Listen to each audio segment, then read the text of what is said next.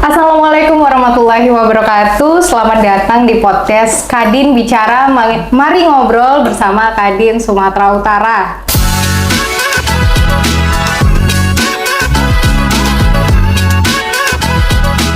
Saya Poppy Ayu dan hari ini kita akan ngobrol dengan narasumber kita tentang realita industri yang cukup strategis di Indonesia, yaitu industri kopi.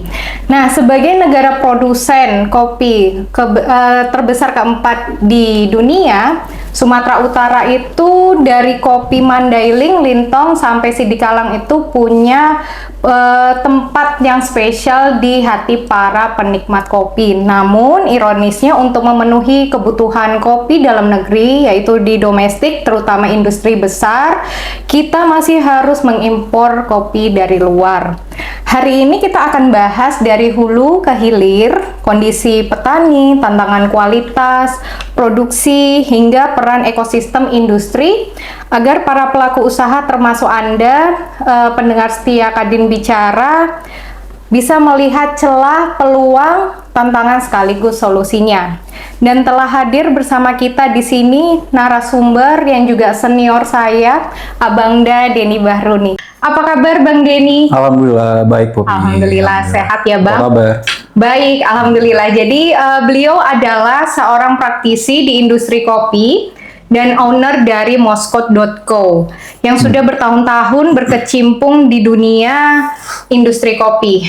Bang Denny, sebelumnya terima kasih banyak sudah meluangkan waktunya untuk hari ini di podcast Kadin Bicara. Mungkin kita sedikit ngobrol santai tentang realita industri kopi di Indonesia.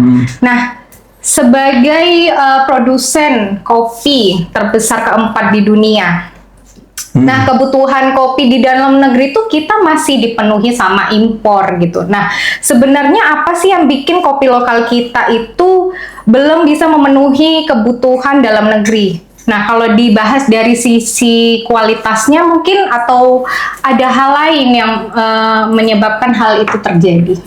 Oke, mungkin sedikit briefing untuk kita menuju ke pertanyaan Poppy tadi. Kopi lokal kita, jadi komoditas kopi ini sebenarnya tidak ada yang buruk atau yang baik. Dari segi global, setiap kopi yang ditanam di seluruh daerah itu memiliki identity. Nah, masalah terjadi ketika identity kopi tadi tidak bisa konsisten dapat ke tangan konsumen. Jadi secara garis besar, kopi kita itu sebenarnya memiliki kualitas yang sama-sama baik dibandingkan dengan negara-negara produksi kopi lainnya gitu. Cuman sangat disayangkan konsistensi terhadap kuantiti dan kualitas yang bisa kita hasilkan itu masih kurang. Mungkin dari segi kualitas mungkin bisa kita lihat dalam hal pasca panen, pasca tanam, sampai mungkin ke processing, itu kita belum bisa kita pastikan dapat konsistensinya seperti itu. Terus ada perubahan preferensi konsumen terhadap cita rasa kopi. Jadi kopi ini balik lagi kan nggak ada yang salah, nggak ada yang nggak enak gitu. Yang ada enak sama enak kali kan. Jadi preferensi konsumen khususnya pada market yang third wave, yang orang-orang yang memang search untuk rasa-rasa kopi yang bervariasi, mereka mencoba untuk kopi-kopi yang memang punya identity. Nah, identitas sebuah rasa kopi itu memang harus dihasilkan dalam waktu yang sangat panjang. Maka dari itu kita membutuhkan konsistensi kayak gitu. Oh gitu. Jadi dari hulunya itu tuh belum ada standarisasi, kayak produksinya, kualitasnya tuh kayaknya berubah-berubah ya. Berubah-berubah. Salah satunya itu. Oh gitu. Jadi karena berubah-berubah itulah tidak sesuai dengan permintaan yang di dalam negeri gitu ya Bang. Benar. Ya. Benar. Padahal kalau segi kuantitasnya itu sebenarnya bisa memenuhi, tapi kualitas dari yang berubah-berubah itu ya. Iya, salah satunya itu kok. Oke, nah kalau misalkan lah Abang sebagai owner dari moskot.co, kafe yang langsung gitu menyajikan kopi ke konsumen Abang. Boleh nggak sih cerita Bang tentang usaha Abang ini sampai bisa menyajikan satu cangkir kopi ke pelanggan Abang lah atau konsumen yang datang ke kafe Abang? Oke, mungkin kita coba cerita kenapa ada Moskot ya. Jadi Moskot itu singkatan sebenarnya. Moskot itu adalah Mandailing Origins Coffee and Roaster. Sesignifikan itu nama brandnya. Awalnya waktu saya dan partner mencoba bisnis kopi, yang pertama kali kita cari itu bukan tempat strategis untuk mendatangkan konsumen, melainkan raw material yaitu kopi dan ekosistemnya yang kita cari. Yang menjadi pilihan kita itu adalah Mandailing. Kenapa kita bisa ke Mandailing? Selain rasa yang memiliki identity yang sangat signifikan, saya sangat tertarik terhadap kehidupan sosial dan kultural yang dibangun relate dengan kopi tadi gitu. Nah, jadi kita nih Urban City Boys dengan brand Moskot turun ke pedesaan, perkampungan yang memang menjadi salah satu daerah produsen kopi tertua di Indonesia. Mandailing. Mungkin bisa dikoreksi, ada kalau nggak salah tuh yang pertama di Malabar, Jawa Barat. Tapi ya kurang lebih paling tua. Gitu ya. 1830 something gitu. Berarti waktu penjajahan Belanda pun Belanda udah melihat potensi kopi Mandailingnya sesuatu yang menguntungkan ya Bang ya. Iya, benar. Jadi Belanda sambi jajah gitu. Sambi jajah, terus dia coba ngedevelop kopi di daerah Pekantan. Gitu. Gitu. Berarti yang Popi tangkep, Abang tidak pertama tuh langsung mencari lokasi strategis ya seperti pelaku usaha yang lain-lain, tapi justru malah mencari raw materialnya dulu, kopinya ini dari mana gitu. Jadi punya unique selling yang cukup berbeda dari yang lain ya gitu. Berarti kalau misalkan dari beberapa informasi yang Popi coba searching ini Bang di luar, biasanya masalah petani itu kan mereka menjual gabah kopi mereka itu atau biji mentahnya itu kan ke tengkulak yang secara finansialnya tuh tidak cukup menguntungkan untuk mereka. Nah, kalau dari Abang sendirilah yang memiliki Cafe Moskot, kira-kira dari Abang sendiri apakah langsung kerja sama dengan petani kah? Atau memang seperti pada umumnya ngambil ke tengkulak seperti itu? Kalau bisa diceritakan, pertama kali kita sebagai pengusaha di hilir datang ke hulu, bertemu dengan petani, ya kita ditolak mentah-mentah. Ditolak mentah-mentah kok. Itu mungkin terbentuk dari kesalahan-kesalahan pengusaha sebelumnya yang memang mengeruk habis para petani bersama dengan tengkulak, middleman ya tadi gitu. Nah, Moskot sendiri yang pertama kali kita coba yaitu barrier, batasan terhadap tengkulak tadi gitu. Jadi sebisa mungkin kita coba memberi akses hulu ke hilir itu tanpa middleman, tanpa tengkulak. Gitu. So petani saat ini memiliki edukasi, pendidikan, pengetahuan yang sama dengan kita di kota gitu. Jadi tengkulak yang datang dari tengah udah nggak bisa main-main lagi karena mungkin petaninya juga lebih pintar daripada tengkulak kayak sekarang. Gitu. Berarti transparansi harga itu petani tuh sudah tahu lah ya, ibaratkan ya, transparansi sehingga secara ekonomi pun menguntungkan petani juga gitu ya. Cukup menarik ini karena ketika petani sejahtera, otomatis kan perputaran ekonomi berjalan ya Bang ya. Dan konsep dari cafeabangmoskot.co ini cukup menarik karena langsung merangkul petani kopi yang dari hulunya gitu, sehingga mereka memproduksi kopi itu merasa worth it dengan apa yang didapat gitu ya Bang ya. Kalau dengan konsepnya moskot.co ini bisa diadopsi di daerah lain, ini cukup bagus sekali sih. Iya, saya pribadi pun berharap konsep yang kita bangun selama 7 tahun kurang lebih bisa diadapt untuk daerah-daerah lain yang membutuhkan. Karena kita percaya nggak hanya Mandailing yang memang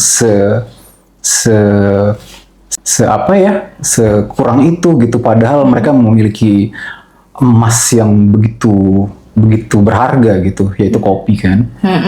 Jadi memang penting kerjasama antara hulu dan hilir.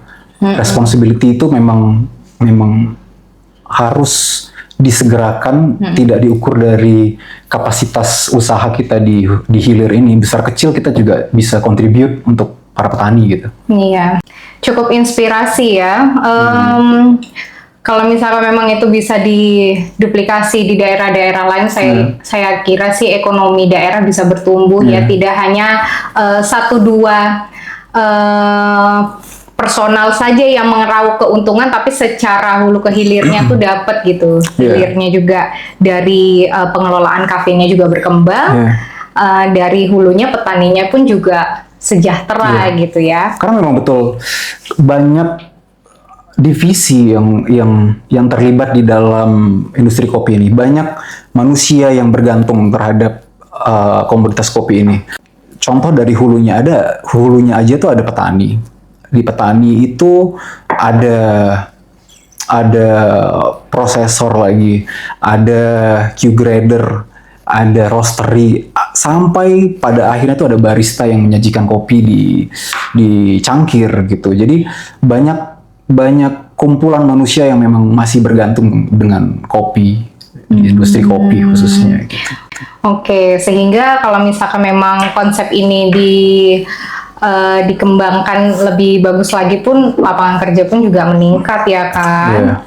Oke, mungkin kalau kita lihat sekarang tren kedai kopi di mana-mana kan ada ya Bang, setiap sudut kota. Kita pun kemana di daerah pun selalu ada tempat kopi, atau yang drive-thru pun pasti ada. Nah, kalau dari perspektif pelaku industri lah, Abang lah, kira-kira tantangan yang paling kritikal yang belum banyak disadari seorang pemula gitu untuk membuka bisnis kopi, kira-kira apa nih Bang tantangannya? Tantangan yang pertama, kopi ini bukan hanya usaha yang tren. Yang harus kita pahami sebagai pelaku hilir, saat ini lebih banyak kedai kopi dibandingkan petani kopi. Oh iya. Itu yang paling penting. Nah, makanya balik lagi tadi, kalau bisa kita sebagai pengusaha di kota ini bisa melek terhadap para petani, karena memang petani itu menjadi foundation buat usaha kita di kota ini bisa bergerak gitu. Oke, ujung tombak. Ujung tombak. Iya sih, logikanya kedai kopinya banyak. Kedai kopinya banyak, tapi untuk produksinya nggak ada. Mungkin itu yang sekarang timpang ya Bang ya. Bukan berarti kita sebagai pelaku hilir datang memberikan modal dan bentuk lainnya, bukan. Mungkin dari sebatas mengintroduce hasil kopi yang kita sajikan itu dari petani siapa, kalau mau mencari kopi seperti yang kita sajikan itu kemana, hanya sebatas itu aja itu juga cukup membantu sih untuk para petani. Oh gitu ya. Kayak gitu, iya. Oke. Jadi kalau misalkan konsumen sekarang tuh tahu nih cangkir kopi yang kita nikmati sekarang itu kopinya berasal dari daerah mana, kemudian jenisnya apa. Konsumen sekarang berarti lebih kritis lagi atau dari hal yang dia konsumsi gitu ya Bang ya. Berarti setuju nggak sih menurut Abang kalau di Kota Medan mungkin atau di perkotaan sekarang itu tidak hanya dari kopi lokal saja, tapi ada juga kopi impor yang dikonsumsi. Nah, yang jadi pertanyaan itu kopi impor itu apa memiliki rasa yang lebih unggul gitu sehingga kopi impor kok masih dikonsumsi ya padahal yang kopi lokal aja tuh banyak jenisnya gitu. Iya, tadi kebutuhan dari konsumen kita juga. Mungkin logisnya yang kita jual di sektor di hilir itu contohnya ya kayak misalnya kopi ke cafe itu ada americano, Ya. ada cappuccino, ada latte, which is 3 types produk ini kan memang culture dari luar ya. Dan kebutuhan rasa terhadap menu-menu tadi itu juga penting, kita harus memilih kopi-kopi yang memang rasanya bisa mendukung gitu. Jadi mungkin beberapa cafe atau coffee shop dia nge-request untuk pakai beans yang memang asal dari menu-menu tadi gitu. Oh gitu ya. Tapi yang paling besar, yang paling besar itu ya balik ke konsistensi rasa dan segalanya gitu. Untuk kita yang di lokal ini, konsistensi terhadap kualitas dan kuantitas itu kan memang bener-bener jadi masalah besar. Oke. Kayak misalnya contohnya di bulan ini kita bisa dapat 1 ton, mungkin di bulan depan kita cuma dapat 500 kilo. Atau mungkin kita bisa dapat 1 ton lagi kemudiannya tapi kualitasnya turun. Oh, berarti yang di hulu itu ada kendala seperti itu ya? Ada kendala seperti Kalau itu. saya berpikir orang awam lah seperti saya itu kan apa yang ditanam ya itu yang dipanen gitu kan. Iya. Cuman memang paling yang kami tahu tuh mungkin ada resiko gagal panen hanya seperti Iya, itu. iya. Ternyata ada penurunan produksi ya. Penurunan produksi. Ada resiko itu ya. Iya. Oke. Dan salah satunya lagi itu kita sebagai pelaku di hilir, kaum modern seperti ini lebih mudah mencari kopi dari luar dibandingkan kopi dari daerah kita. Dengan informasi di platform apa aja, petani luar khususnya mereka lebih melek terhadap dunia digital gitu, teknologi gitu. Oke. Jadi para petani sudah sama seperti penduduk kota, hanya saja usahanya tuh ya di luar kota gitu. Oke. Tapi secara main bisnisnya itu sama gitu dengan penduduk kota gitu. Sedangkan kita di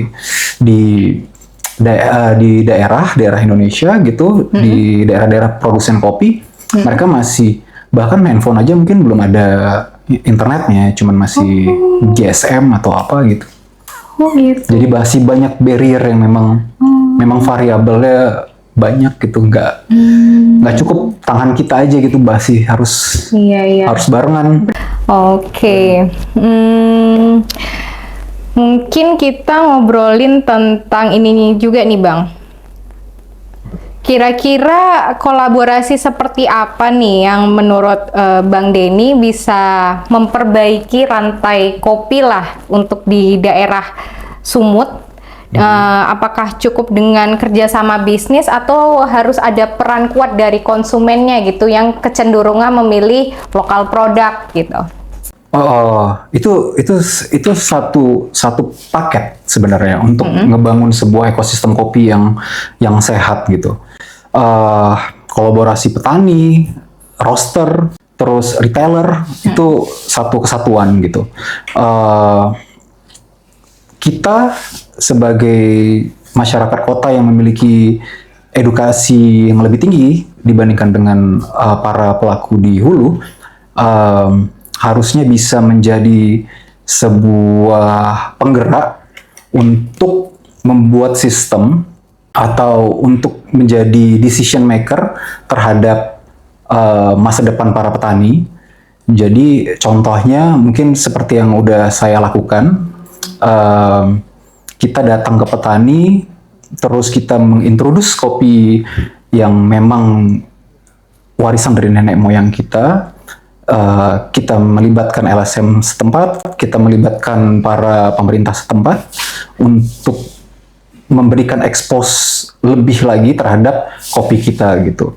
Nah, kegiatan bersama ini yang bisa mendongkrak lebih si ekosistem kopi tadi secara langsung. Oh gitu Kayak ya. gitu. Memang berarti yang Poppy tangkep tuh konsumen jadi lebih paham tentang apa yang dia konsumsi, kemudian juga petani transparansi informasi juga lebih mereka dapat. Dan pelakunya sendiri yaitu abang praktisi yang di lapangan pun bisa menjembatani hal tersebut ya. Sehingga yang di sini pun profit, yang di sana juga profit gitu. Cuan. Iya, cuan ya. Kira-kira untuk potensi industri kopi di Indonesia menurut abang 5 tahun ke depan ini seperti apa bang kira-kira? Oke, kita ini sedang berjalan, kalau di pesawat tuh ada turbulence sedikit karena ada ketimpangan terhadap itu. Tapi saya yakin dengan adanya organisasi yang memang sudah melek terhadap industri-industri warisan, saya yakin 5 tahun ke depan itu makin terlihat lebih jelas marketnya kopi Indonesia itu bagaimana. Yang dulunya kita datang ke kafe, disajikan, saya mau pesan cappuccino ya, cappuccinonya apa aja, sampai sekarang orang bisa pesan cappuccinonya dari kopi Gayo ya, cappuccinonya bisa dari kopi Brazil ya, apa segala macam. Nah, 5 tahun ke depan itu bakal menjadi the sexiest commodities, saya rasa. Karena mulai banyak usaha-usaha yang merelitkan dengan industri kopi gitu. Oke. Contohnya saja mungkin ada setiap kantor sekarang mungkin khusus di Jakarta ya, yang saya lihat ada coffee shopnya, bahkan dia punya brandnya sendiri. Dan menjadi sebuah CSR dari sebuah usaha besarnya untuk memperlihatkan awareness terhadap kepedulian kepada masyarakat. Jadi kopi ini menjadi medium yang benar-benar humanis. Selain nilai ekonominya yang sangat tinggi. Kayak gitu ya. Potensi kopi di Indonesia 5 tahun ke depan bisa dibilang salah satu titik tertingginya ya. Iya, karena ini kita baru masuk ke tren berikutnya kan, fourth wave, yaitu konsumen-konsumen yang dia tidak datang ke kafe lagi, tapi dia memiliki equipment yang sama mungkin seperti kafe di rumahnya. Nah, jadi harusnya divisi di hulu sama roastery, bukan kafe lagi, mereka juga bisa memiliki keuntungan yang sama seperti orang yang memiliki kafe. Gitu ya. Berarti memang lebih menikmati kopi dengan identitas sesuai dengan ini dia ya. Identitinya. Mungkin Bang, sebelum kita tutup podcast Kadin Bicara ini, mungkin ada closing statement dari Abang sendiri, kira-kira silahkan. Closing statement terkait dengan kopi, saya ingin menyampaikan bahwa kopi ini tidak lagi hanya sebatas komoditas. Kopi ini adalah sebuah produk yang memang sudah ditanam dari dulu kala, yang ikut menjadi saksi masyarakat Indonesia dijajah, struggling, surviving, sampai pada saat ini kita bisa menikmati sebuah kopi dengan mudah gitu. Hal ini yang menjadi nilai tambah untuk kopi Indonesia khususnya, kalau kita bandingkan dengan produsen-produsen kopi di luar sana gitu. Dengan keterbatasan, pada akhirnya kopi Indonesia bisa dikenal.